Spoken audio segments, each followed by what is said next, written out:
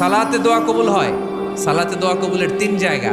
একটা হচ্ছে তাকবীরে তাহরিমার পরে আমরা সানা পড়ি না, আমরা তো একটা পড়ি, আল্লাহর হাবিব সুন্নাহ এবং নফল নামাজে আরো পড়তেন সানা, ওই দোয়া কবুল হয়। দুই নম্বর জায়গা সালাতে সেজদায় পড়ে দোয়া করলে কবুল হয়। আকরাবু মা ইয়াকুনুল আবদু মির রাব্বিহি ওয়া হুয়া সাজিদ ফাকসিরু ফীহি দুআ। বান্দা যখন সেজদায় লুটিয়ে পড়ে বান্দা আল্লাহর সবচেয়ে কাছে চলে যায়।